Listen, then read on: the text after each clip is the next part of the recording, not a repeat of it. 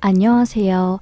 평소에 일하면서 귀가 심심할 때 이 사연 채널을 자주 듣고는 했는데 제가 이렇게 사연을 제보하게 되었네요. 저를 아는 동네 사람들이 서준이 엄마 이야기는 드라마로 써야 될 정도라고 하도 말씀들을 많이 하셔서 이렇게 용기를 내게 되었습니다.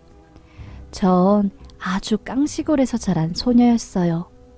예전에 SBS에서 방영한 백년손님 아시나요? 거기에 후폴이라는 동네가 나오는데 서울에서 아주 먼 곳이었죠.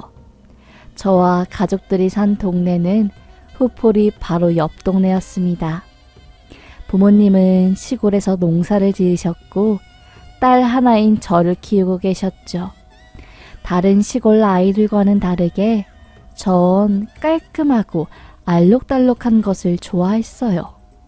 그래서 애들이 산에서 흙놀이를 할 때 전 열매와 잎사귀를 따서 이쁘게 꾸미곤 했죠. 아휴, 우리 연희는 하는 짓도 참 예뻐. 이 어린애가 어쩜 이리 야무질까. 그러게 말이야. 돌아가신 지 엄마를 쏙 빼닮았나 보지. 엄만 제가 초등학교 1학년 때 돌아가셨어요. 서울에서 나고 자란 엄마는 아빠를 만나서 시골로 내려오게 되셨고 사랑 하나만을 믿고 가족들의 반대에도 불구하고 결혼을 하신 거였죠.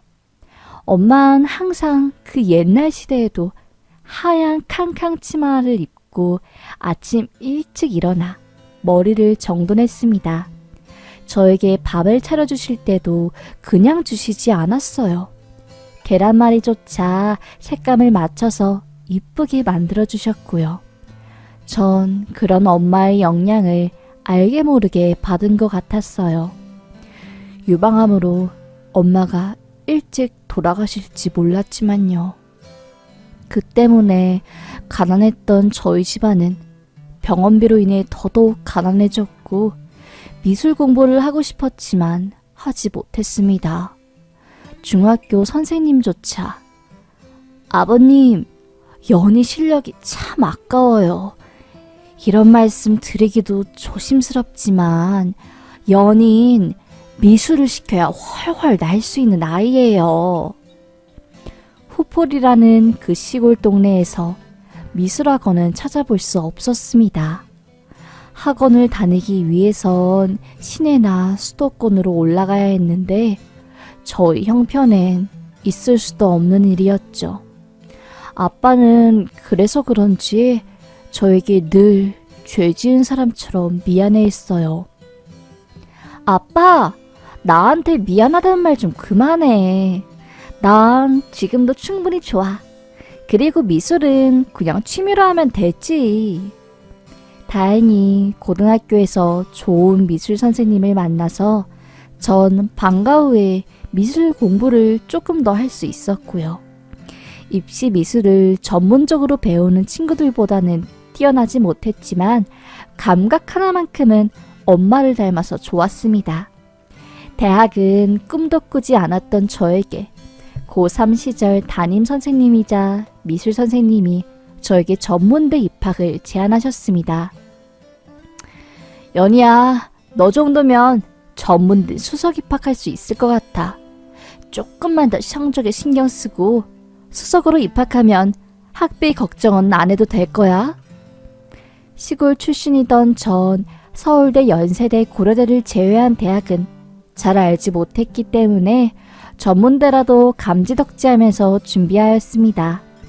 우여곡절 끝에 전문대 미대에 입학할 수 있게 되었고 3년간의 공부 끝 졸업을 하고 전 서울로 상경했죠. 시골에는 일자리가 별로 없었기 때문이었어요. 전문대였기 때문에 대학을 졸업해도 전 20대 초반 남짓했습니다. 서울로 올라간 게 제 인생에서 크나큰 터닝 포인트였죠. 거기서 남편을 만났기 때문이에요. 남편과의 만남은 운명 같았습니다. 신촌에서 진행된 한 축제에서 그림 그려주는 알바를 하고 있었던 중이었어요. 어떤 대학생 남자 3명이 와서 제 근처에서 기웃거리더라고요. 그림 그리는 거 받으려고 오신 거예요? 앞 손님 때문에 그런데 30분만 기다려주시면 바로 해드릴게요. 남자 3명은 우물쭈물하면서 서로의 얼굴을 바라보다가 이따가 다시 오겠다고 하더라고요. 30분, 1시간, 2시간이 훌쩍 지나도 그 무리들은 다시 오지 않았습니다. 뭐야, 그림 받을 것처럼 행동하더니 결국 다른 곳 놀러 갔나 보네. 땅거미가 진 어둑한 저녁이 되었죠. 축제 손님들도 다 빠지고 철거할 시간이 다 되었습니다. 저도 슬슬 일을 정리하려고 한 그 순간 저 멀리서 오전에 봤던 남자 머리 중 한 명이 달려오더라고요. 혹시 지금도 그림 그려주시나요? 아, 지금이요? 네. 일단 앉으세요. 제 앞에 앉은 남자는 빨개진 얼굴을 감추지 못하고 손으로 연신 얼굴의 땀을 쓸어내리더군요. 그리고 제 눈도 못 마주치길래 이상했습니다. 속으로 전 아니, 뭔 남자가 저렇게 수줍음이 많아? 왜 이렇게 내 눈을 못 바라보는 거야? 내 얼굴에 뭐라도 묻었나? 괜히 찝찝한 마음을 가지고 그림을 완성해준 전 완성본을 그 남자에게 건넸어요. 급하게 그려드려서 제대로 완성을 못한 것 같아요. 죄송하니까 돈은 절반만 주세요. 그때 그 남자가 저에게 남자친구 있냐고 물어보더군요. 알고 보니 오전에 제가 그림 그리는 걸 본 그 남자가 오후가 되어서도 제 생각이 계속 났고 놓치면 너무 후회할 것 같아서 저녁 늦게 헐레벌떡 저에게 찾아온 거였죠. 저도 그 남자가 나쁘지 않았고 이후에 연락을 주고받다가 연인이 되었습니다. 남자는 연세대학교 신촌 경영학과에 다니고 있는 아주 엘리트인 학생이었어요. 그 남자 3명은 창업 동아리에서 주축을 맡고 있는 팀원이었고 경영학과답게 창업에 대한 꿈을 가지고 하루하루 살아가고 있는 청년들이었던 거죠. 시골 촌에서만 살다가 TV 속에서 본 명문대 학생이 나에게 호감을 표시하고 남자친구 덕분에 캠퍼스 라이프를 즐기게 된 전 너무 즐거웠습니다. 연애를 꼬박 6년을 했어요. 남자친구 군대도 기다려주었고요. 몰래 신촌 연세대 강의를 청강도에 받고 캠퍼스에서 대학생 커플처럼 손도 잡고 데이트도 해보았습니다. 심지어 전 연애 때 어머님네 댁에 가서 밥도 종종 먹었어요. 그때 어머님도 저를 참 좋아했죠. 어쩌다 우리 아들이 이렇게 참하고 예쁜 아이를 만났을까? 이마도 톡 튀어나와서 복이 아주 넘치네. 입술도 오동통하니 참 보기 좋아. 하얀 피부 덕분에 맑고 청초한 이미지를 가질 수 있었던 전 어른들에게 다행히도 꽤나 호감형인 인상이었습니다. 군대 제대 후 대학을 수석으로 졸업한 남자친구의 창업 준비를 지원해줬어요. 전 당시 일을 하고 있던 직장인이었고 어떻게 보면 남친은 창업 준비생이었으니까요. 그러다가 임신을 하게 된 거였습니다. 정말 예상하지 못한 임신이었어요. 결혼 생각은 하고 있었지만 남친이 자리 잡은 후에 하고 싶었거든요. 내가 책임질게. 어떻게든 우리 결혼하자. 엄마도 좋아하실 거야. 그래도 어머님은 저를 좋아하셨으니까 갑작스럽게 아이가 생겨도 환영해 주실 거라 믿었죠. 예비 시댁에 가서 인사를 드리며 임신 사실을 말씀드렸습니다. 어머님은 깜짝 놀라 처음엔 아무 말도 하지 않으셨어요.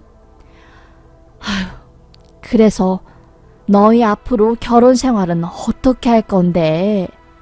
연희 넌 부모님에게 말씀드렸니? 부모님이 아무래도 멀리 사니까 아직은... 말씀 못 드렸어요. 주말에 버스 타고 내려가서 말씀드리려고요. 어?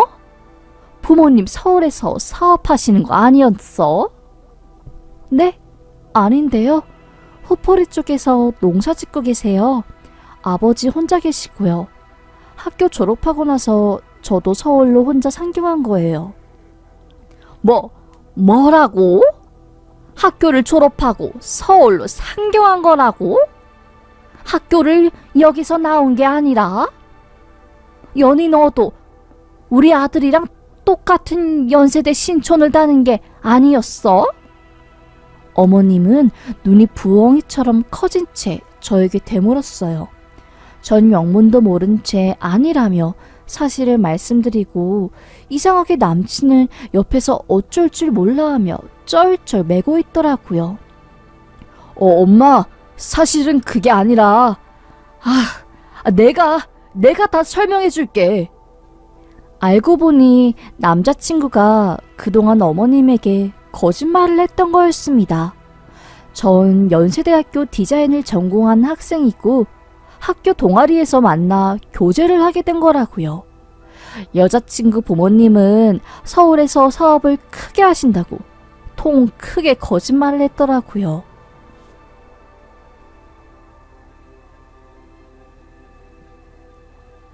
그래서 어머님이 그렇게 집에 놀러온 저를 환영해 주시고 따뜻하게 대해 주신 거였습니다. 제가 알고 보니 시골 출신에 엄마도 없고 할아버지 밑에서 혼자 자란 데다가 이름도 생소한 전문대학교 졸업한 미술대학 출신이라는 걸 듣고 어머님은 저를 극구 반대하셨어요. 내가 우리 아들을 어떻게 키웠는데 연세대 보내는 게 쉬운 줄 아니?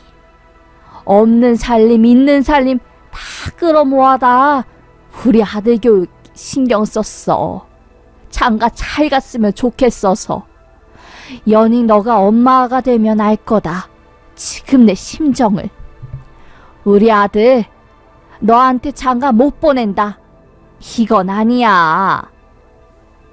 어머님 죄송해요. 전 정말 몰랐어요.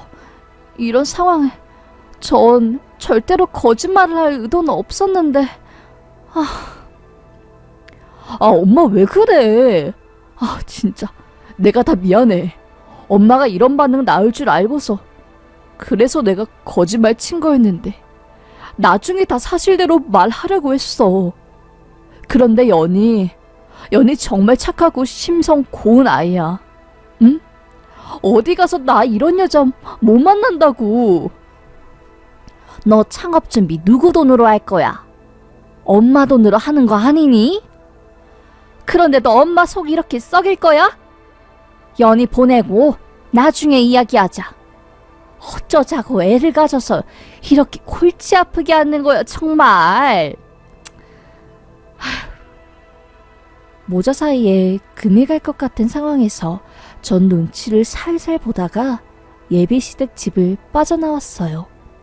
그래도 나름 순탄하게 결혼할 줄 알았던 전 예상하지도 못한 복병을 마주쳐 혼란스러운 상황이었죠. 며칠 뒤 어머님이 저를 찾아오셨어요. 연희야, 너가 어린 나이에 임신해서 마음이 힘든 거 다 안다. 그런데 우리 아들은 아니야. 이 돈 받고 병원 가서 지워. 그리고 아들이랑 헤어져라. 결혼은 장난이 아니야. 연애하는 것처럼 너네 둘이 잘한다고 해서 끝나는 게 아니란다. 양가 가족이 합쳐지는 일이란다. 응? 어머님이 건넨 흰 봉투 속에는 두툼한 10,000원짜리 지폐들이 들어있었습니다. 그 돈을 본 순간 오기가 생기더라고요. 어머님, 전 못하겠어요. 이 돈 그냥 가지고 가세요. 그리고 아드님이랑 결혼 안 할게요. 그냥 혼자서 아이 낳고 키울게요.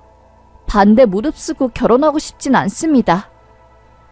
저는 그 다음 날 자취방에서 물건을 정리해 시골로 내려갔어요. 아무 말도 없이 본가에 내려온 저를 본 아빤 깜짝 놀랐죠. 아니, 우리 연이 아빠한테 말도 없이 집에 왔어? 올 줄 알았으면 반찬도 좀 만들고 시장도 볼 걸 그랬지. 아니, 그런데 왜 이렇게 얼굴이 수척해진 거야? 요즘 못 먹고 살아? 아빠 나 어떡해? 아빠 얼굴을 보자마자 왈칵 눈물이 나왔습니다. 품에 안겨 몇 시간을 울다가 모든 사실을 이실직고 했어요. 솔직히 남친만 제 곁에 있어주면 어떤 난관이 닥쳐도 헤쳐나갈 자신이 있었는데 생각보다 더 마마보이였던 남친은 저에게 이별을 선고했죠. 그래서 저도 뒤돌아보지 않고 본가로 내려온 거였답니다. 연희야, 미안해. 아무래도 엄마 반대가 심해서 우리 결혼 못할 것 같아. 아이는 지우자. 정말 미안. 나 앞으로 창업도 해야 하고 아이 생기면 나도 힘들 것 같아.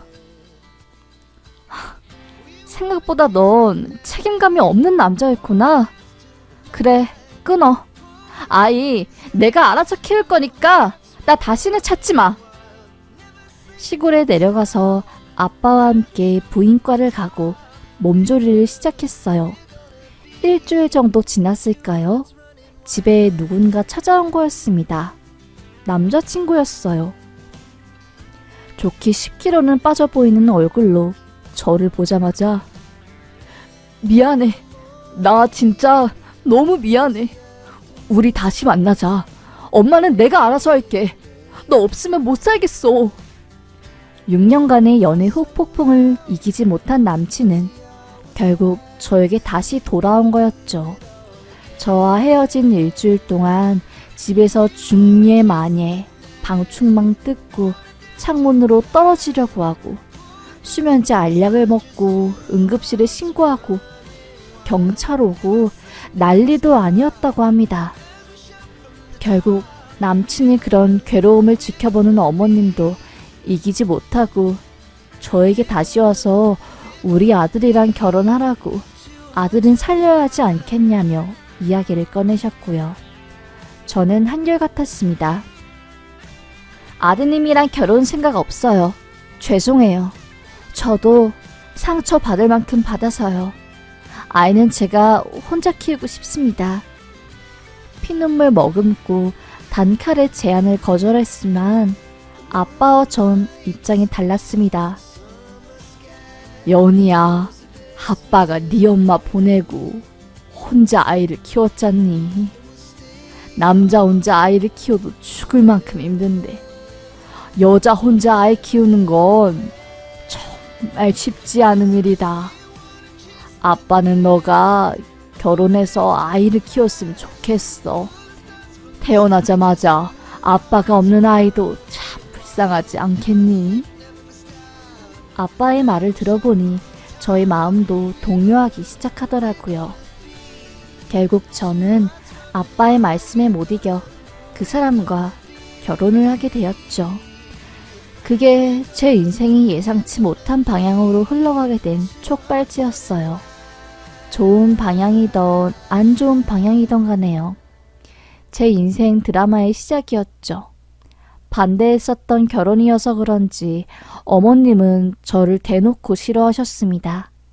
가장 힘들었던 건 제가 하는 육아에 대해서 이래라 저래라 한마디씩 거드는 거였어요. 애가 모유를 안 먹으면 나중에 커서 면역력도 안 좋아지고 다른 애들보다 비실비실하게 크는데 끝까지 모유 안 할 거니? 어머님, 제가 지금 먹는 약 때문에 의사 선생님께서 수유를 중단하는 게 좋을 것 같다 하셔서 못하는 거예요. 저라고 왜 모유 안 주고 싶겠어요, 아이한테. 아휴, 애가 엄마를 잘못 만나서 어릴 때부터 이렇게 고생하고 다른 집 아가씨는 모유가 너무 많이 나와서 그걸 따로 짜놨다가 비누도 만든다고 하더라. 누구네는 애한테 모유 한 방울 못 먹여주는데. 안 그래도 힘든 육아, 어머님이 훈계 덕분에 더더욱 육아 난이도는 올라갔죠. 그 와중에 남편이 절 도와주면 몰라요. 결혼하자마자 마마보이가 되어서 육아에 손 하나 까딱 안 하더라고요. 연애할 땐 그렇게 착하고 다정했던 사람이 결혼하고 나니 창업한다고 이리저리 밖으로 나가 돌아다니고 엄마한테 돈 받아야 한다면서 아내는 뒷전으로 하고 서울에서 친정 식구 없이 사는 삶은 정말 힘들었습니다. 여보, 이번 달 생활비는 언제 줄 수 있는 거야? 아, 아직 돈 들어올 곳이 없어서 그래. 좀 닥달하지 마. 때 되면 알아서 내가 주겠지. 심지어 분유 한 통 사 먹일 돈이 없어 친정 아빠한테 전화해서 50만 원씩 돈을 꾸기도 했죠. 그러던 어느 날 남편이 아주 좋은 투자처를 알아냈냐고 하면서 어머님이랑 이야기를 하더라고요. 그런데 수중에 있는 돈이 없으니 어머님 집을 담보대출 받은 거였습니다. 우려를 표했지만 남편이 고집을 꺾는 것은 쉽지 않았어요. 연세대 경영학과 수석 졸업한 우리 아들보다 너가 경제 상황을 더 잘 아니? 안 사람이 이래라 저래라 하면 바깥일이 잘 되다가도 안 되는 법이야. 너는 옆에서 거들지 말고 그냥 가만히 애나 키우는 게 돕는 일이야. 아, 네 알겠어요. 어머님, 전 그냥 담보대출은 위험하니까 걱정되어서 한 말이에요. 끝까지 얘가 정말? 결국 저의 우려는 현실이 되었죠. 투자한 회사가 부도가 났고 어머님이 집은 경매에 넘어가게 되었습니다. 집안에 빨간 딱지가 붙고 사람들이 집으로 찾아오니 어머님은 저희 집으로 대피하셨어요. 당장 내년에 아이가 초등학교에 들어가야 하는데 돈은커녕 빚만 지게 생겼으니 저도 눈앞이 캄캄하더라고요. 그런데 엄마의 욕심일까요? 돈 없어도 우리 아이 고질고질하게 보내기는 싫더라고요. 없는 살림에 조금씩 모아둔 5,000원, 10,000원을 가지고 동대문 발품을 팔아 아이 옷을 사서 입혀 보냈습니다. 너는 집안도 어려운데 애 옷은 아주 사치스럽게 입히고 다니는구나. 어머님, 이거 그렇게 비싸지 않아요. 5,000원, 10,000원에. 원단도 제가 사서 재봉질해서 만든 것도 있고요. 비싸지 않다는 걸 알게 된 어머님은 그 이후로 저에게 태클을 걸지는 않으셨습니다. 저희 친정엄마가 살아 계셨을 때 저에게도 이렇게 이쁜 치마와 옷들을 만들어서 입혀주셨거든요. 시골에서 자라도 옷이나 행동가짐만큼은 공주처럼 살도록 교육받았습니다. 미를 중시하는 엄마 덕분이었죠. 그 영양 때문인지 저희 아들도 그렇게 키우게 되더라고요. 초등학교 입학식 때 처음 만나게 된 엄마들 사이에서 제 아들의 옷은 꽤나 화제거리였어요. 서준이 엄만 어디서 이런 옷을 사 입힌 거야? 옷 입히는 센스가 너무 좋다. 무슨 유럽에서 학교 다니는 꼬마아이 같아. 그러게 말이야. 우리 아들도 신경 써서 보냈지만 아우 자꾸 서준이한테 눈길이 가네. 어디서 옷 사 입힌 거야? 비싼 거야? 우리 아들도 메이커 입힌 건데 15만 원짜리. 비싼 거 아니에요. 동대문에서 발품 팔아서 10,000원짜리 입히고 제가 저렴한 원단 사서 재봉틀에서 리폼한 것도 있고 그래요. 저희 말을 들은 어머님들은 깜짝 놀랐죠. 옷 센스가 너무 좋다면서 SNS에 올려보라고 한마디씩 하시더라고요. 저도 그때 알게 된 거죠. 아, 나 미대 나온 엄마였지? 하고요. 그렇게 매일 아들 옷 입히는 걸 인터넷에 올리다 보니 저를 팔로우해 주시는 분들도 많아지셨고 공동 구매를 해달라고 요청하는 댓글도 많아졌어요. 그래, 남편도 지금 돈 못 벌어오고 어머님 집도 경매에 넘어갈 위기니까 나라도 돈 벌어봐야지. 언제까지 주부로만 살 순 없잖아. 어머님과 남편 몰래 동대문에서 옷 2벌, 3벌씩 떼와서 리폼을 하고 팔던 게 입소문이 타서 주문량이 점점 많아지게 된 겁니다. 팔로워도 8개월 만에 3만 명을 훌쩍 넘을 수 있었어요. 혼자 감당할 수 없을 만큼 물건 판매량이 급격하게 들어오고 사업자도 내야 하니 더 이상 숨길 수가 없더라고요.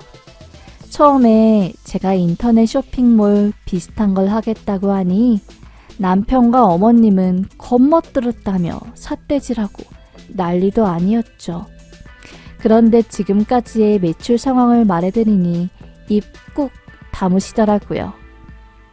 남편과 어머님까지 총동원해서 온 집안에서 택배를 접고 송장을 복사해서 본격적인 인스타그램 마켓을 시작하게 되었습니다.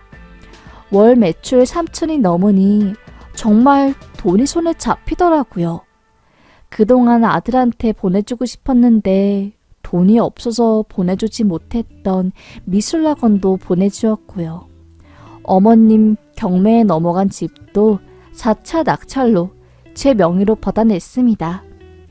그 이후부터는 대우가 달라졌어요. 어머님도 저에게 함부로 못하시더라고요. 저도 남편이랑 어머님을 직원으로 고용해서 떳떳하게 월급 드리며 대우해 주었습니다. 그런데 잘해주면 호의가 권리인 줄 아는 사람들 있잖아요. 저희 어머님이 딱 그러신 분이었습니다. 지금도 분에 넘치게 월급을 드리는데도 불구하고 그게 부족하셨나 봐요. 허구한 날 돈도 많이 버는데 나 좀 더 주라고 말씀하시던가 맨날 카카오톡으로 명품 관련 신상을 저에게 보내시더라고요. 난 꾸미지도 못하고 일하느라 힘들어 죽겠는데 그런 순간들이 쌓이니까 그냥 확 이혼하고 싶었습니다. 그러다가 성냥불에 불을 지피게 된 사건이 터지고야 만 거예요. 쇼핑몰 일로 너무 바쁘다 보니까 친정아빠 생신인 것도 모르고 지나쳐버린 겁니다. 하루 뒤에야 알게 된 거였어요. 전 바로 전화했죠. 아빠, 너무 미안해. 내가 일하느라 바빠서 아빠 생일인지도 몰랐네. 괜찮아, 연희야. 딸이 이렇게 잘 되는 모습을 보니까 그저 아빠는 흐뭇할 뿐이지. 아빠 신경 쓰지 말고 서울에서 일 열심히 하고, 알겠지? 너무 미안해. 바쁘다는 핑계로 제일 중요한 걸 까먹어버렸네. 아빠는 괜찮다고 했지만 하루 종일 찝찝했어요. 자기야, 아빠 생신인 거 알았어? 아, 맞다. 장인어른 생신이었지. 나도 까먹었네. 아, 전화 한번 드려야 하는데. 맨날 말로만 전화 드린다고 하지 말고 당신도 아빠 좀 챙겨줘. 저번에도 사이 본지 몇 년 된 것 같다면서 내심 섭섭하다고 말하시는 것 같더만. 난 어머님 잘 챙겨드리잖아. 아, 알겠어. 재촉하지 마. 안 그래도 아버님한테 연락 드리려고 했던 참이니까. 하지만 남편은 그 이후에도 바쁘다는 핑계로 장인어른에게 안부 전화 한 통 하지 않았습니다.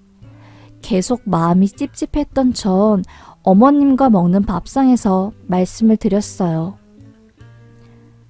아무래도 아빠한테 트럭이라도 하나 마련해드려야겠어요. 저번에 후포리 내려가서 보니까 다 낡아서 시동도 제대로 걸리지 않는 트럭 가지고 운전하느라 아빠가 많이 힘들어 보이더라고요. 생신도 못 챙겨드렸는데 딸내미가 이제 돈도 벌고 동네 사람들이 돈 많이 버는 거 다 알고 있으니 체면이라도 잘 세워드려야죠. 뭐? 트럭을 사줘? 사돈이 너한테 차 사달라고 하더니? 아니요, 그건 아닌데. 다 늙은 시골 놓친 내가 새 트럭 사서 뭐 하겠니? 얼마나 쓰겠다고. 반일하는 시골 사람들은 새 것 사줘봤자 반나절이면 흙먼지 구덩이에 중고차 되어버린다. 쓸데없이 차 사주지 말고 우리 아들 차나 바꿔줘라. 응? 어머님의 기가 막힌 뻔뻔한 태도에 전 할 말을 잃었습니다. 웬만하면 부드럽게 넘어가는 저이지만 너무 섭섭하더라고요. 어머님, 말 다 하셨어요? 아무리 그래도 시골 노친네에 저희 아빠를 비유하다뇨. 아빠 20년 동안 같은 트럭으로 계속 몰고 다니시고 맨날 수동으로 시동 거시느라 힘들어하니까 제가 생신선물 겸 하나 해드리자고 말한 건데 섭섭해요. 남편도 그렇고 어머님도 그렇고 저희 집안을 좀 아래로 보는 것 같아요. 얘 말하는 것 좀 봐라. 돈 좀 만진다고 할 말 못할 말 구분 못하는 거니? 내가 나 잘되라고 이런 말 하는 줄 알아? 다 너 잘되라고 하는 말이지. 밥상 앞에서 언성이 높아지자 애도 울고불고 난리가 났습니다. 우는 애를 달래고 있는 저에게 어머님이 던진 한마디는 저희 머리 뚜껑을 열리게 만들었죠. 지 애미 닮아서 울 때는 어찌나 고집불통인지. 아휴. 뭐라고 하셨어요? 저도 저한테 막말하는 시댁거는 함께 일 못하겠네요. 지금 누구 때문에 이렇게 입에 풀칠하고 사시는지 모르세요? 안 그래도 지긋지긋한 결혼 생활 한 달 이내로 이혼 소장 날릴 테니까 그렇게 하세요. 돈줄 끊겨 봐야지 사람 소중한지 알 듯 싶네요. 제 입에서 이혼 이야기가 떨어지기 무섭게 남편이 어머님에게 버럭 화를 내더라고요. 엄마, 좀 일절만 하라고. 미치겠네 진짜. 넌 또 왜 난리니? 가만히 있어봐.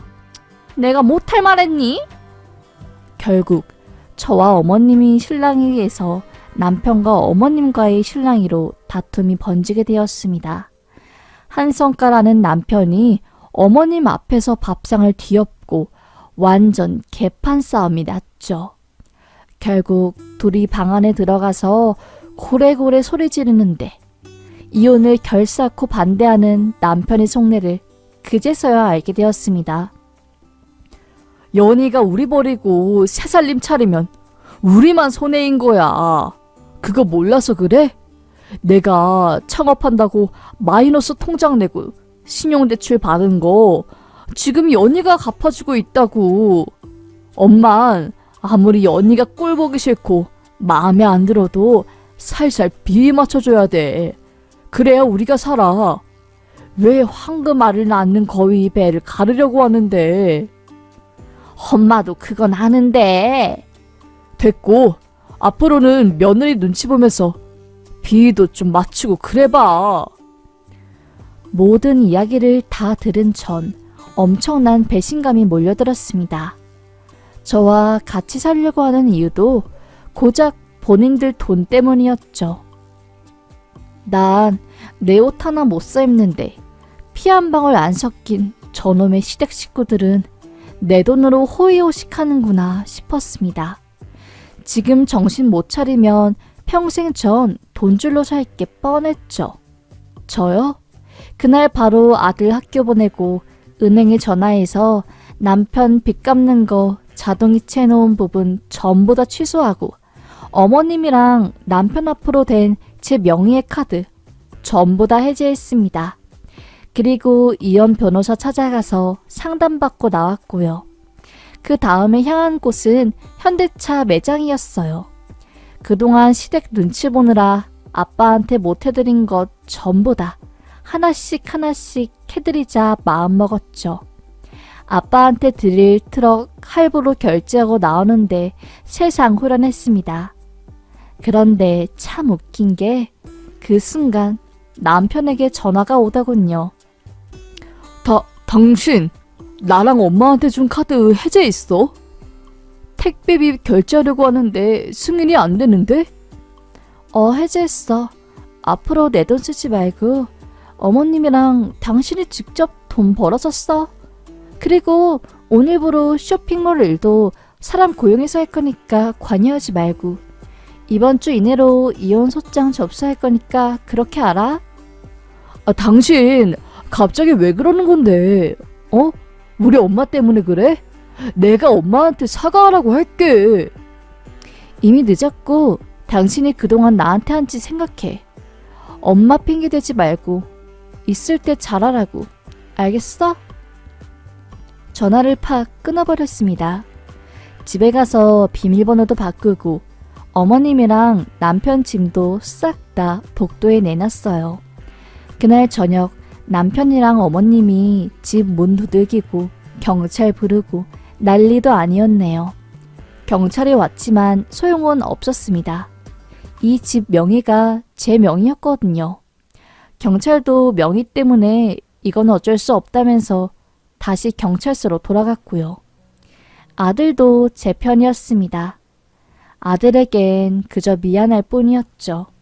남편은 그 이후로도 용서해달라고 울고불고 난리가 났지만 강건한 제 모습을 보고 결국 본색을 드러내며 고래고래 소리를 지르더군요.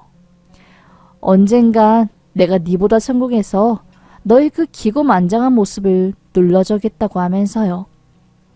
전 코웃음을 쳤습니다.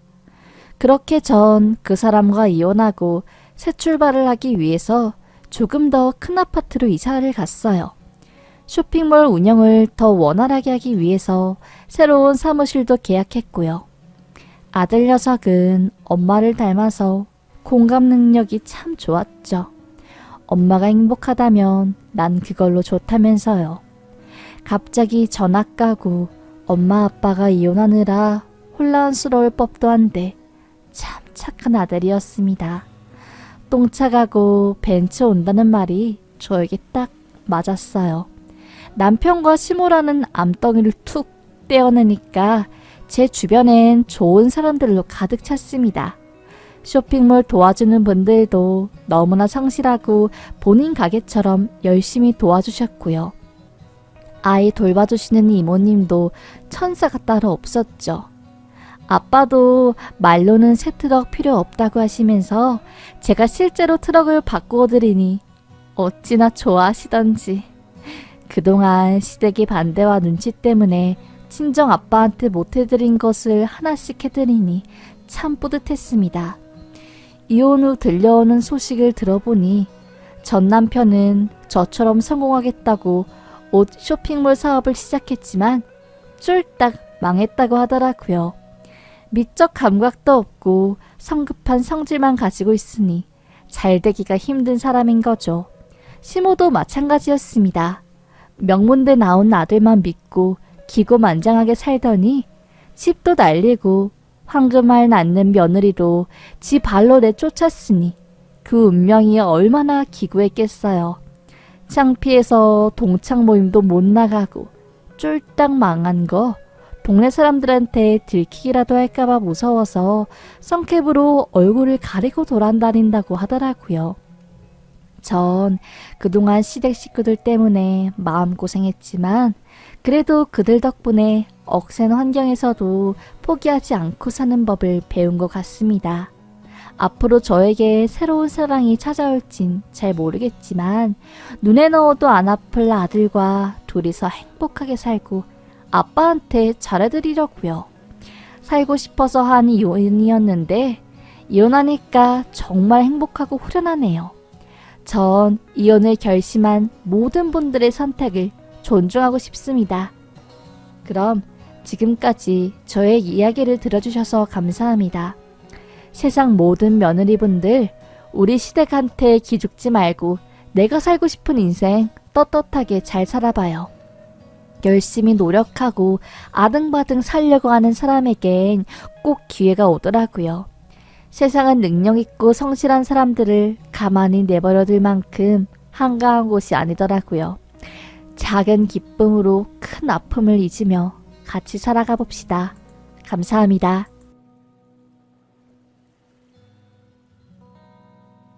안녕하세요.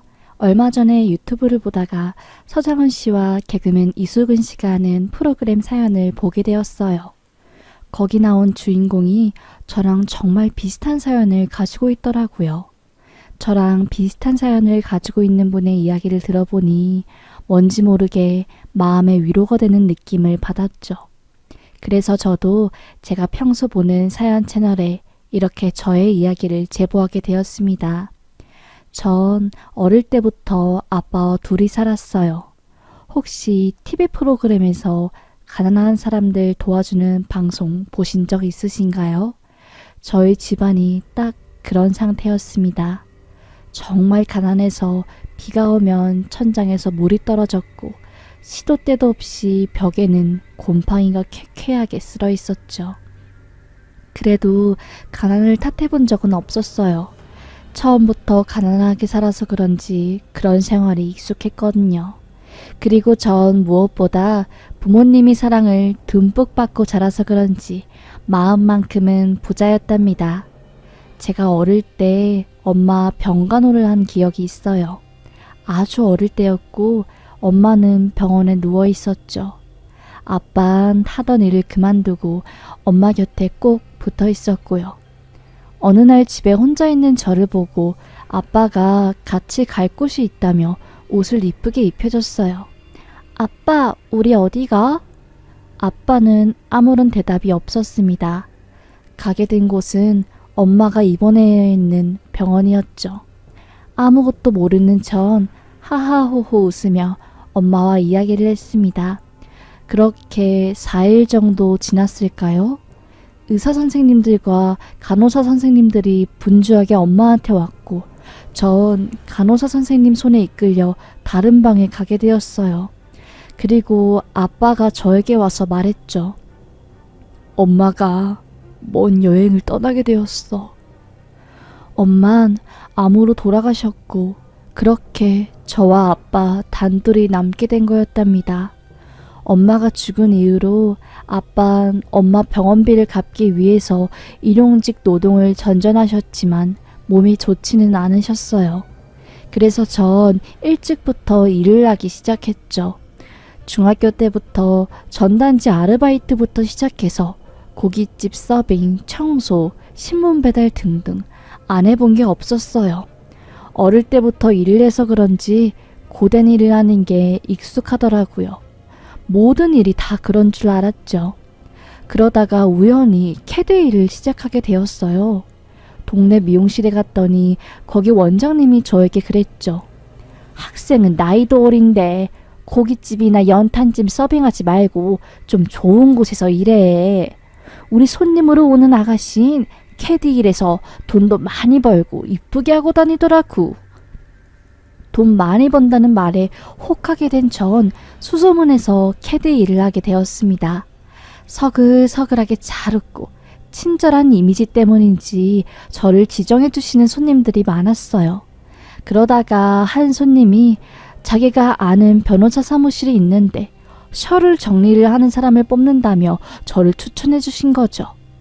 그렇게 저와 그 남자와의 인연이 시작된 거였습니다.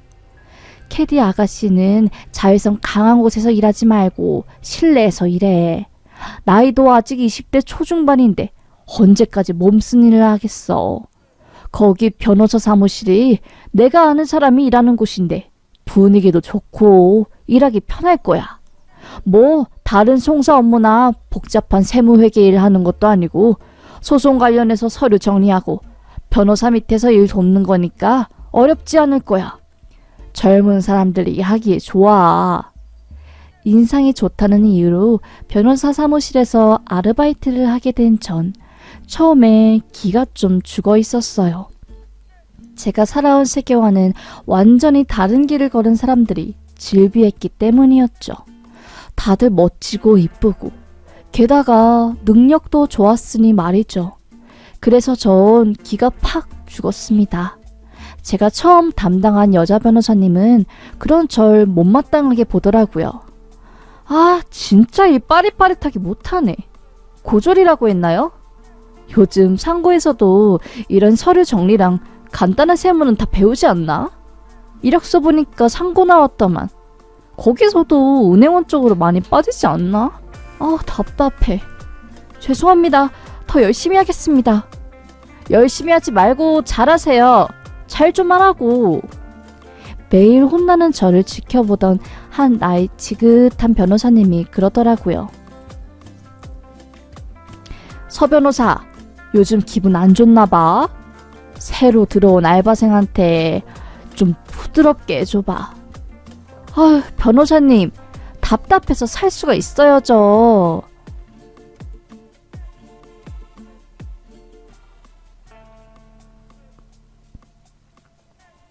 사건 순서대로 정리해야 되는데 그것도 못하고 정말. 순서대로 정리하고 그런 건 비서 업무니까 알바생들은 적응 기간이 좀 필요하지. 어차피 서류 왔다 갔다 옮기고 스케줄 정리하는 것만 담당하는 애들이잖아. 결국 전 그 여자 변호사 담당에서 다른 남자 변호사 담당으로 바뀌게 되었습니다. 새로 바뀐 변호사님은 저에게 아무 말도 안 하셨어요. 그냥 감사합니다. 네, 저기에 두시면 됩니다. 이것 좀 정리해 주시고요. 딱 사무적인 이야기만 주고받았습니다. 그렇게 6개월 정도 일했을까요? 저도 일하는 게 편해졌고 딱히 기눌릴 일도 없었어요. 어쩌면 다른 젊고 명문대 나온 잘난 변호사들보다는 수다분하고 나이도 좀 있고 아저씨 같은 변호사를 담당해서 마음이 편해진 걸 수도 있었고요. 그 변호사님은 집에도 잘 안 들어가셨어요. 늘 늦게까지 사건 관련 공부를 하시느라 마지막 자리를 지키고 있으셨죠. 저도 그런 변호사님을 따라 야근을 종종 했습니다. 하루는 변호사님이 출장을 갔다 온 뒤에 술에 잔뜩 취해서 사무실로 들어오신 겁니다. 평소엔 사적인 대화를 전혀 안 나누는 편인데 술만 마시고 들어오면 그렇게 저에게 개인적인 이야기를 많이 하시더라고요. 처음에는 받아줄만 했어요. 그냥 상사의 넋두리라고 생각하면 한 귀로 듣고 한 귀로 흘리는 게 되더라고요. 그런데 몇 번 그런 넋두리가 지속되다 보니까 저도 지치는 겁니다. 친구들을 만날 때마다 사정을 털어놓았죠. 너 요즘 일하는 거 어때? 로펌 쪽에 들어가서 일한다며. 거기 원래 엄청 들어가기 힘든 곳 아니야? 나야 뭐 알바인 거지.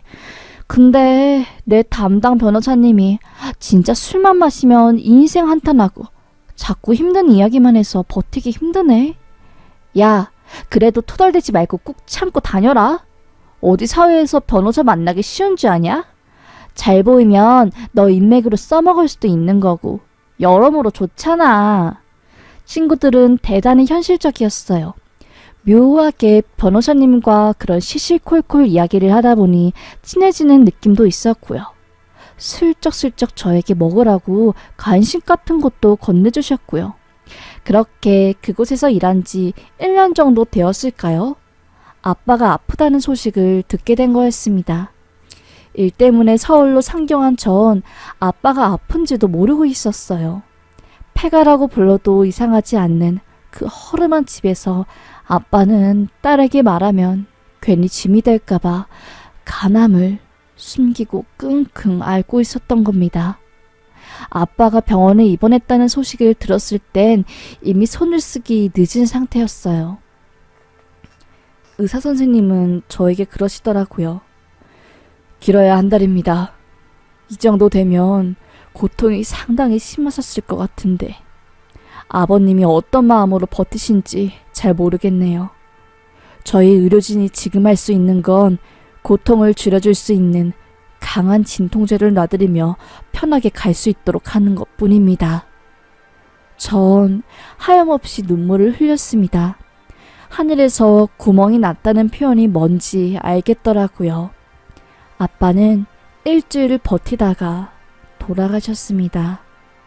아빠의 짐을 정리하려 집을 갔어요.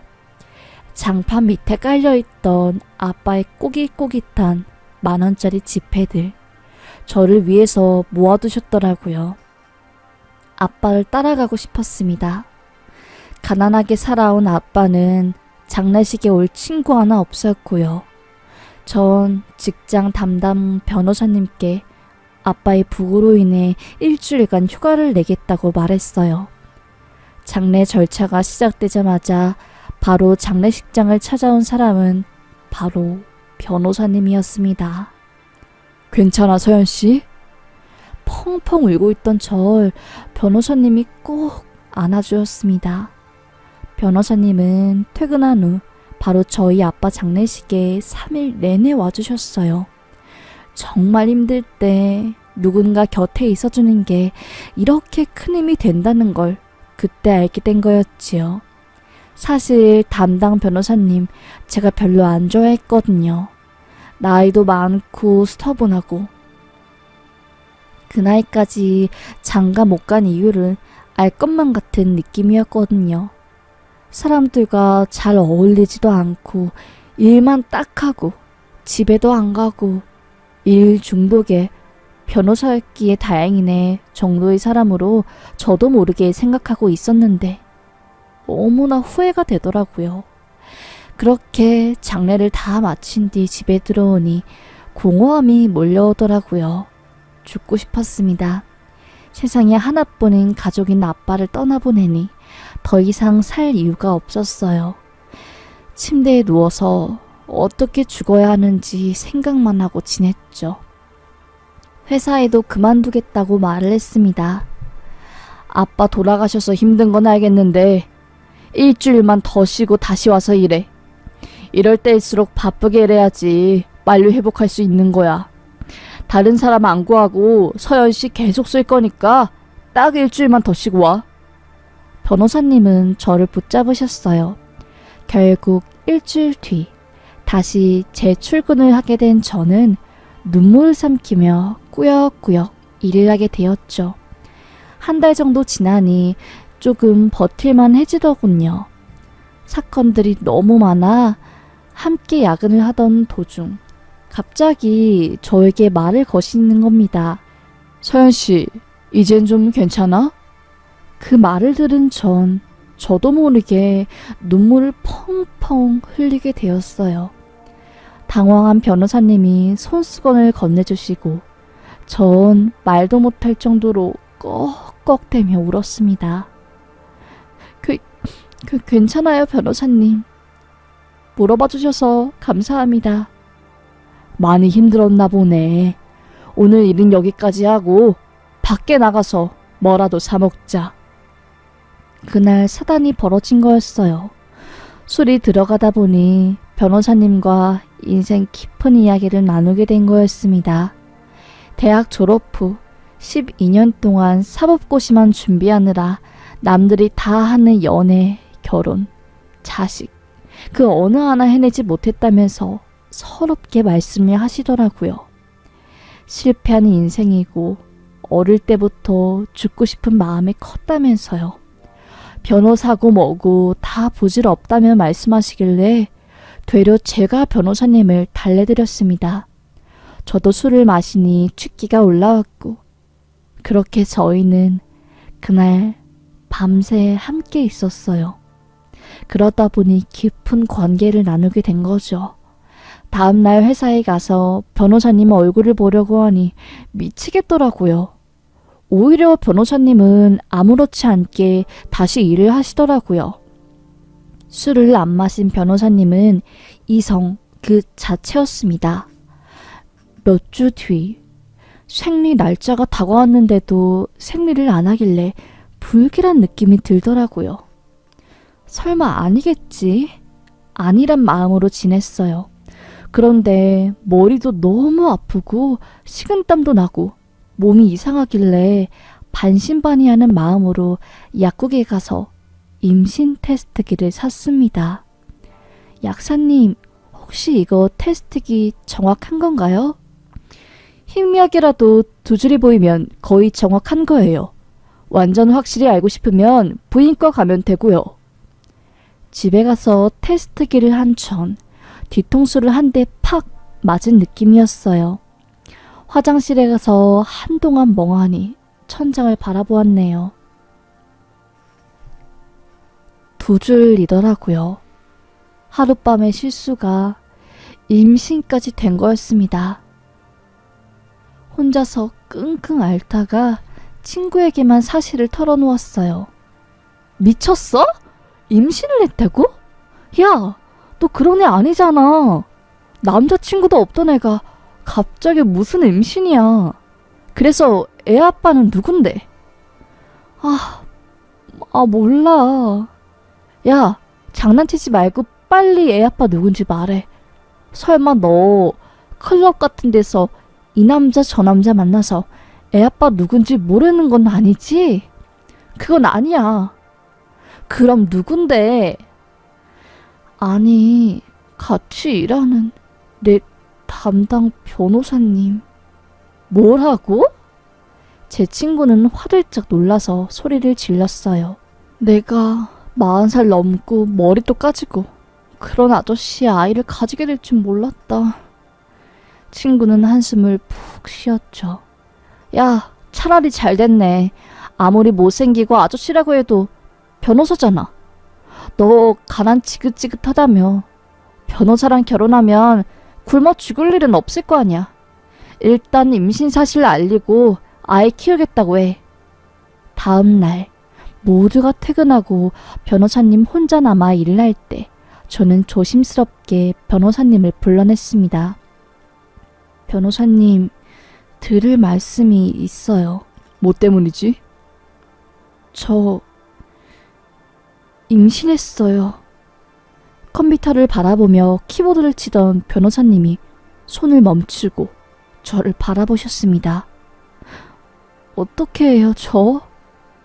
한숨을 푹 쉰 변호사님은 지워야지. 키울 순 없잖아. 나 결혼 생각도 없고 아이는 더더욱 생각도 없었어. 내 팔자에 결혼은 없다는 거 나도 잘 알거든. 괜히 팔자 뒤집겠다고 허튼 짓 하다가 더 큰 탈 난다는 거 뻔히 알고 있어. 돈은 내가 대줄 테니 서연 씨가 병원 알아봐. 세상이 무너지는 느낌이 들더라고요. 아주 콩알만큼 작은 아이였지만 내 뱃속에 있다는 이유 하나만으로 모성애가 생겼습니다.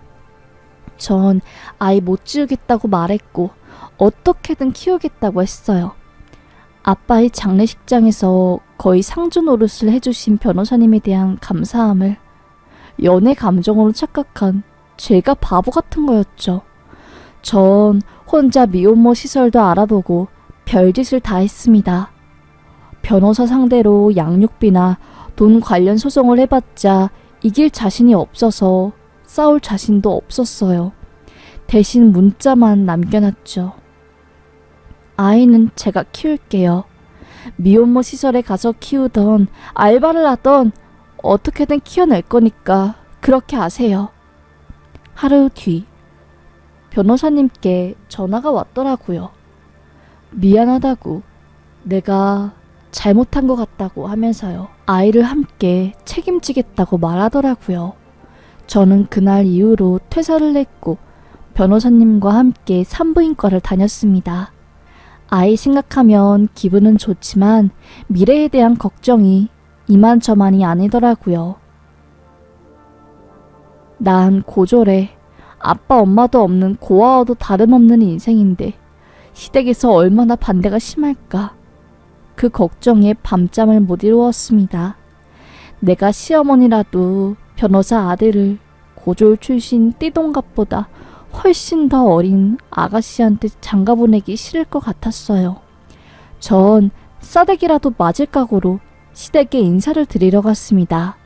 그런데 웬걸? 어머님이 저를 보자마자 세상에 너무나 좋아하시는 겁니다. 당연히 문전박대 당하고 무릎 꿇고 아이만은 키우게 해달라고 사정사정할 생각까지 다 했는데 저를 보자마자 꼭 안아주시며 아이고 너무나도 참한 어린 아가씨가 어떻게 우리 아들을 만나게 된 거야? 아들, 섹시한테 잘해줘 좀. 어머님은 제 손을 당신 두 손으로 꼭 포개며 따뜻한 눈길을 보내주시더라고요. 저도 모르게 울컥 할 뻔했습니다. 돌아가신 엄마가 생각이 나서요. 어머님은 아침 새벽부터 일어나서 온 집안을 다 청소하고 장을 봐서 진수성찬을 차리셨다고 하셨어요. 식탁에 앉은 전 밥이 안 넘어갔습니다. 죄송스러워서요. 눈치 보지 말고 팍팍 먹어요.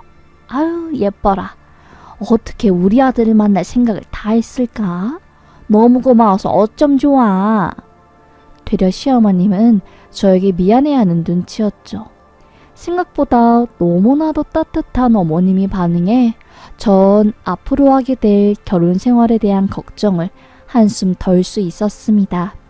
어머님만 보고도 결혼 생활 버틸 수 있겠다 싶었죠. 시댁 쪽에서 앞으로 살게 될 집과 결혼 비용 등등을 전부 지원해 주시겠다고 했어요.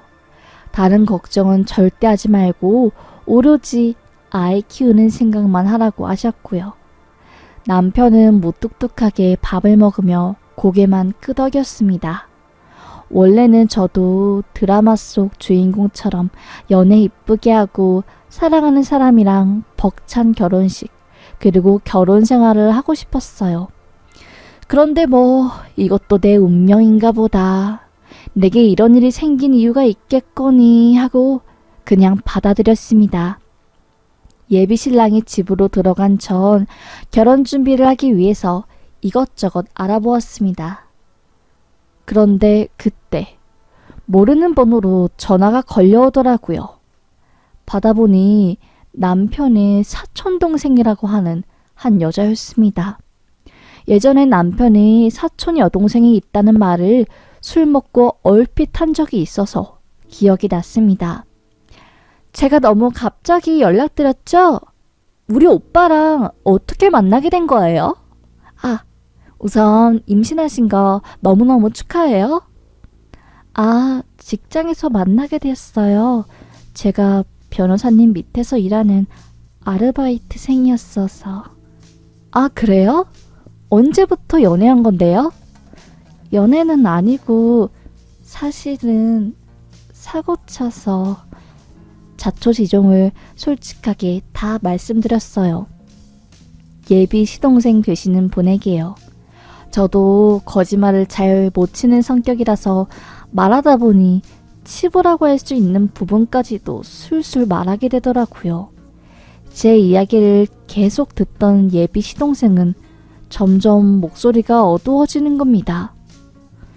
사실은 제가 꼭 하고 싶은 이야기가 있어서 전화드린 거예요. 말씀 들어보니까 연애 기간도 없었고 우리 오빠, 그리고 이모에 대해서 알 시간도 없었던 것 같은데 모르고 결혼해서 나중에 피눈물 흘리는 것보다 알고 현명하게 판단하는 게 나은 것 같아서요. 오늘 혹시 11시에 여기로 와주실 수 있으세요? 위치는 문자로 보내놓을게요. 오빠한테는 말하지 말고요. 네? 그냥 전화로 해주시면 안 되나요? 오빠가 변호사잖아요. 물증 같은 거 남겨놓으면 저도 불안하니까 그냥 만나서 얘기해요. 전화를 끊고 핸드폰으로 받은 주소가 담긴 쪽지. 불안한 마음에 전 약속 장소로 가게 되었어요. 한강 변두리였습니다. 그쪽에 익숙한 차 한 대 보이더라고요. 번호판을 보니 변호사님이 차였어요. 깜짝 놀란 전 그 차로 황급히 걸어갔죠. 서서히 가까이 가니 들리는 신음소리. 예비 신랑은 차 안에서 한 여자와 뜨거운 김을 뿜어내며 심은 소리를 뱉어내고 있었습니다. 막상 그런 사건을 눈앞에서 보니까 온몸이 경직되고 움직여지지도 않더라고요.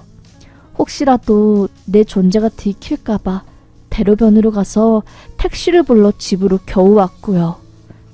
친구에게 전화를 걸어 이 모든 사실을 말해주었습니다. 친구도 섣불리 조언을 해주지 못하더라고요. 오빠의 사촌동생이 말하고 싶었던 게 이거였구나 싶었습니다. 그래, 내가 연애하다가 혼자 임신한 것도 아니고 사고쳐서 혼자 임신한 거에다가 변호사님도 아이를 지우라고 했으니 그런 상황에서 결혼하고 싶어하는 내 마음은 어쩌면 욕심일 수도 있어. 몇 날 며칠을 고민하다가 결국 저는 파혼을 하기로 마음을 먹었습니다. 시동생에게 문자도 보냈어요. 알려주고 싶어한 게 이거였군요. 만나는 여자가 있었다는 거. 그리고 결혼 직전까지도 하룻밤을 보낼 정도로 정리가 안 된 상황이라는 거. 알려주셔서 감사합니다. 아이는 혼자서 어떻게든 키워봐야죠. 변호사님이 집에서 저희 짐을 바리바리 싸서 전 친구 집에 들어갔어요. 그리고 전화했죠. 미안해. 우리 결혼 없던 걸로 하자. 파혼하자.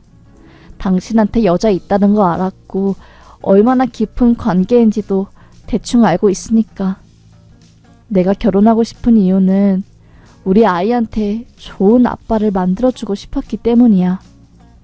그런데 좋은 아빠가 되기엔 당신이 너무 결혼과 아이에 대한 진지함이 없는 것 같아. 어머님한텐 그냥 성격 차이로 파혼 결정했다고 할게. 어머님한테까지 상처 주고 싶진 않아. 그래도 어머님은 내게 잘해주셨으니까. 갑자기 그게 무슨 말이야? 여자라니. 누가 대체 그런 말을 한 건데? 어? 당신 사촌 여동생이 나한테 전화 왔어. 걔가 전화를 했다고? 뭐라는데? 걔가 어디까지 말했는데? 남편은 갑자기 소리를 버럭 지르더라고요. 이때부터 뭔가 찔리는 게 있었던 모양인 거죠. 들은 게 아니라 내가 직접 봤어. 한강에서.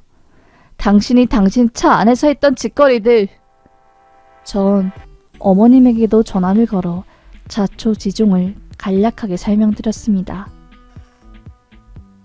거짓말하기 참 힘들었는데 그래도 저에게는 따뜻하게 대해주신 어머님에게 상처를 주기는 싫더라고요. 아들이 바람펴서 예비 며느리가 파혼을 선언한다는 것보다는 그냥 성격 차이로 헤어지게 되었다는 게 더 덜 아프실 것 같아서요. 어머님 저예요. 드릴 말씀이 있어서요. 아무래도 결혼 진행하지 못할 것 같아서요. 그게 무슨 말이니? 아까 핸드폰 보니 아들한테도 부재중 전화가 엄청 와 있던데 너네 싸운 거니? 죄송해요. 성격 차이 때문에. 어머님은 만나서 이야기 좀 하자고 그러지 말라고 저를 말렸지만 전 마음을 굳게 먹은 뒤였어요. 저희 전화를 듣고 충격을 받으신 어머님은 예비 신랑이 회사까지 찾아가서 막 뭐라고 했나 봐요. 결국 그날 저녁 어머님네 댁에서 모두 모여 상황에 대해 이야기를 하기로 했어요. 어머님 댁에 도착하니 한 여자가 앉아있는 겁니다. 알고 보니 남편의 사촌동생이었죠.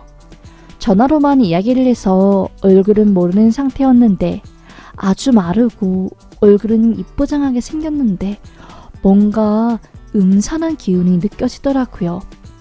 상상하던 이미지랑은 완전히 다른 느낌이었습니다. 어머님, 더 길게 이야기할 것도 없을 것 같아요. 파혼하겠습니다. 말이 끝나기 무섭게 시동생이 씩 하고 웃더라고요. 너희 성격 차이로 파혼 결정한 거 아닌 거 다 알아. 내 아들이 다른 여자 만난 걸 봤다며. 내가 정말 아들놈 때문에 속 썩어서 살 수가 없어, 살 수가. 아가, 정말 미안하다. 날 봐서라도 우리 아들 한 번만 용서해주면 안 되겠니? 죄송해요, 어머님. 저희 말이 끝내기 무섭게 어머님은 시동생에게 버럭 소리를 지르며 화를 냈어요. 넌 내 부모님 돌아가시고 나서 내가 피땀 흘려 거두어 키웠더만 어떻게 맨날 집안에 풀나만 일으키니? 너랑 연 끊고 살려고 했다가 안 되겠어서 오늘 너 부른 거다. 도대체가 네 오빠 와이프 될 사람한테 어떤 말을 전화로 했길래 이렇게 착한 아이가 변심을 한 거야? 제가 어디까지 말했을 것 같은데요, 이모? 되바라진 눈빛으로 어머님을 째려보는 시동생의 표정에 섬뜩함을 느꼈어요. 시동생은 돌아가신 남편이 작은 이모가 재혼할 때 얻은 아이였죠. 배 아파서 낳은 아이는 아니고 새 이모부가 데리고 온 자식이었던 거죠. 교통사고로 부모님이 떠난 피 한 방울 안 섞인 조카를 안타까운 마음에 거두어들였는데 모종의 이유로 어머님과 연을 끊고 집을 나가 살았다는 겁니다. 시동생은 오빠가 말해봐. 왜 나만 맨날 못된 역할을 맡아야 하는데?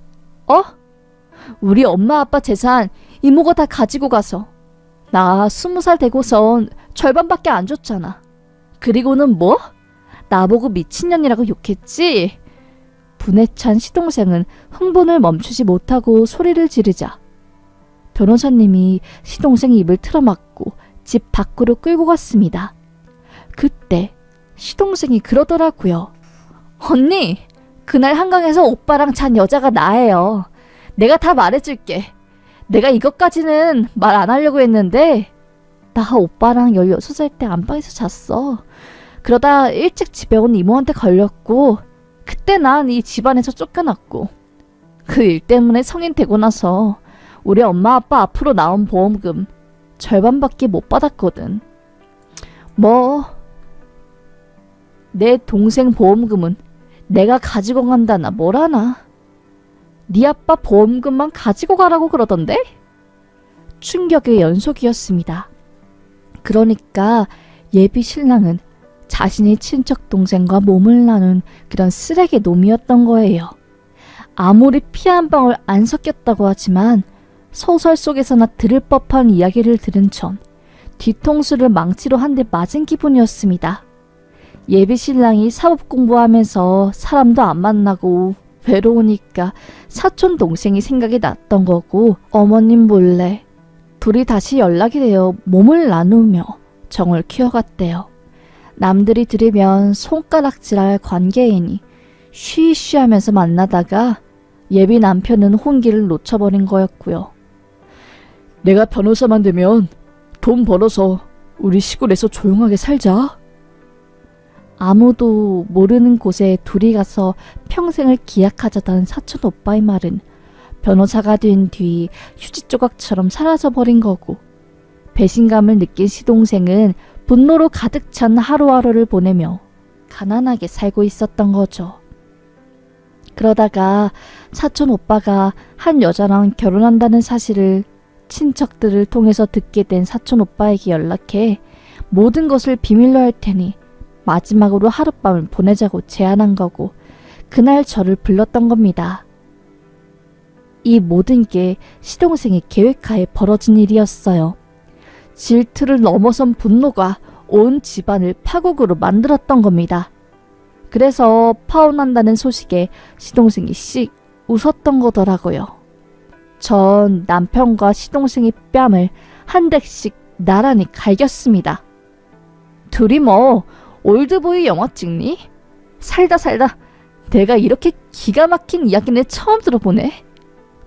어머님은 조카 머리채를 쥐어잡으며 고래고래 소리를 지르셨죠. 굴러들어온 년이 우리 집안을 아주 풍비박살내는구나. 우리 집안 피 한 방울 안 섞인 고약한 꼬리 9개 달린 금요 같은 년. 넌 네 아빠 따라서 하늘나라 진작에 갔어야 했어. 우리 아들 인생 쥐 파먹은 것. 내가 아들 인생 쥐 파먹었다고? 어린 내가 자고 있을 때 내 방으로 들어와서 몸 먼저 만진 게 누군데? 아무것도 몰랐던 난 그게 사랑인 줄 알았고 소나기에 놀아난 건 이모가 아니라 나라고. 모든 이야기를 듣고 보니 가장 쓰레기는 시동생도 어머님도 아닌 바로 예비 신랑이었습니다. 사리 분별 다 할 줄 아는 나이였던 10대였음에도 불구하고 성욕에 못 이겨 지 사촌 동생을 사랑이라는 이름으로 포장해 범한 고약한 것. 전 예비 신랑이 얼마 안 남은 정수리 머리를 쥐어뜯으며 평생 해본 적 없던 10원짜리 욕들을 막 쏟아냈네요. 그날 집안은 아수라장이었습니다. 전쟁터가 따로 없었고 몇 시간 내내 고함을 지르고 충격적인 이야기를 들은 전 실신하기 직전이었어요. 그곳을 얼레벌레 탈출한 전 친구에게 전화를 했고 저를 마중 나온 친구 얼굴을 보자마자 저는 쓰러졌습니다. 눈을 떠보니 응급실이었어요. 의사는 임신 초기인데 이렇게 무리하시면 절대로 안 되십니다. 혈압 이상으로 쓰러지셨어요. 정말 큰일 나요. 아이 잃을 수도 있습니다. 다행히 아이는 무사하시고 안정기에 접어들 때까지 절대로 무리하시면 안 돼요. 따로 약 처방은 안 나갈 거고 탈수 증상이 좀 있으셔서 수액 놔드릴 거예요. 친구는 대체 무슨 일이 있었길래 사람이 녹초가 되어서 나타나냐고 저에게 물었죠. 내가 너한테 이 모든 사실을 말해줘도 너가 믿을지 모르겠다. 나 또한 믿기지가 않는 일이라서. 다 믿을 테니까 좀 말해봐. 상황을 알아야 나도 너한테 도움이 돼주지. 전 제가 지금까지 쓴 이야기들을 친구에게 모두 말해주었습니다. 이게 진짜라고? 와, 영화에서만 나오는 일인 줄 알았는데 너 괜찮아? 아니, 안 괜찮아. 그런데 아이 위해서라도 힘내야지. 내가 안 괜찮으면 아이는 큰일 나니까. 친구 집에서 신세를 지며 전 혼자 아이를 낳았습니다. 그래도 제 집안 사정까지 전부 아는 친구 덕분에 버틸 수 있었던 것 같아요. 낳은 아이를 데리고 아빠와 엄마가 계시는 선산에 올라가서 인사를 드렸죠. 엄마 아빠 나왔어. 미안해. 하나뿐인 딸내미가 이렇게 사고치고 손주를 안겨드리게 해서 한참을 울다 나왔습니다. 다행히 미혼모 시설 쪽에서 법률 관련 지원을 해주는 단체를 소개시켜 주었고 전 아이 아빠에게 양육비 소송을 하였습니다.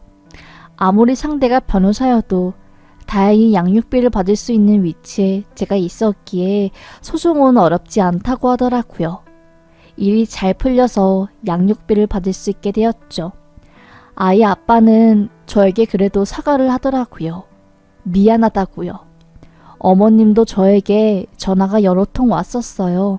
저는 일부러 다 차단했습니다. 괜히 어머님만 보면 마음이 약해질 것 같았거든요. 어떻게 보면 어머님도 편견 없이 고졸인 저를 따뜻하게 대해주시고 며느리로 맞이할 준비를 진심을 다해서 하셨는데 의도와는 다르게 흘러가게 된 거였잖아요. 남편이 별로여도 어머님만 보고 결혼 생활하고 싶을 정도로 마음이 갔던 상황이었기에 그만큼 더 모질게 끊어냈습니다. 아이 낳고 초반에는 키우는 게 너무 힘들어서 산후 우울증도 오고 아이랑 함께 그냥 삶을 끝내고 싶다는 마음도 많이 들었어요. 근데 이런 말이 있잖아요. 낳은 정이 아니라 키운 정이라고요. 아이와 함께하는 시간이 길어질수록 너무 이뻐 보이더라고요. 아무리 고된 일을 해도 아이가 웃는 모습, 분유 먹는 모습을 보면 힘든 것도 싹 잊고 배고픈 것도 사라지더라고요. 아이를 낳은 건 내 인생에서 가장 잘한 일이야. 하늘이 주신 선물인 것 같아. 다행히 아이의 아빠는 양심은 있었습니다. 양육비만큼은 꼬박꼬박 밀리지 않고 보내주었고요. 그리고 종종 어머님 성함으로 제 통장에 소정의 돈이 들어오기도 했어요. 아무래도 손주가 걱정되고 보고 싶기도 하고 저에 대한 미안한 마음 때문이었겠죠. 그래도 시댁 쪽 사람들과는 일체 연락하지 않았습니다. 남편의 사촌 여동생은 어떻게 된지도 저도 잘 몰라요. 같은 여자로서 생각해보면 그 아이의 인생도 참 딱하더라고요. 아이 아빠랑 그렇고 그런 사이지만 왠지 모를 측은함과 딱한 감정이 느껴져 어디에서 잘 살길 바랄 뿐입니다. 파혼 후 몇 년이라는 시간이 흘렀고 몇 달 뒤 아이는 유치원을 갈 나이가 되어요. 제가 살면서 가장 잘한 일은 아이를 포기하지 않고 끝까지 지킨 일입니다. 저의 목표는 우리 아이가 결혼을 할 때까지 제가 건강하게 사는 거예요. 전 비록 파혼을 했지만 결혼식을 준비할 때 부모님 좌석에 누구를 앉혀야 하나 고민이 정말 컸거든요. 우리 아들한테만큼은 그런 고민을 안겨주기 싫었습니다. 그러기 위해서는 제가 더 열심히 살고 돈도 많이 벌어야겠죠? 건강도 해야 하고요. 며칠 뒤면 추석인데 온 가족이 다 모이는 추석을 앞두고 이런저런 생각이 많아져서 이렇게 생각 정리도 할 겸 사연을 작성하게 되었네요. 드라마 같은 일이 나에게 벌어지고 왜 나에게 하필 이런 일이 생기는 걸까 하는 마음에 이따금씩 우울해지기도 하지만 이게 바로 인생인 것 같기도 해요. 되돌아보면 가슴 아프고 힘든 일이 참 많지만 그래도 앞으로 남은 날들을 행복하게 살기 위해서 오늘도 힘내보려고 합니다. 제가 TV 프로그램에서 한 여자의 사연을 듣고 위로를 받았던 것처럼 여러분들도 저의 이야기를 듣고 이렇게 힘들지만 사는 여자도 있구나 하고 위로를 받으셨다면 그것만으로도 만족할 수 있을 것 같아요. 쓰다 보니 말이 길어졌네요. 요즘 간절기인 것 같습니다. 모두들 건강 조심하시고 다가올 추석 복 많이 받으시고 가족분들이랑 맛있는 거 많이 먹고 행복한 시간 보내시길 바라겠습니다. 저도 아이와 함께 즐거운 시간 보내도록 하겠습니다. 그럼 저의 긴긴 이야기 들어주셔서 감사합니다. 오늘의 사연은 여기까지였습니다. 진또배기 신청 사연이 재미있으셨다면 좋아요와 댓글 꼭 부탁드리겠습니다. 오늘도 건강하세요. 감사합니다.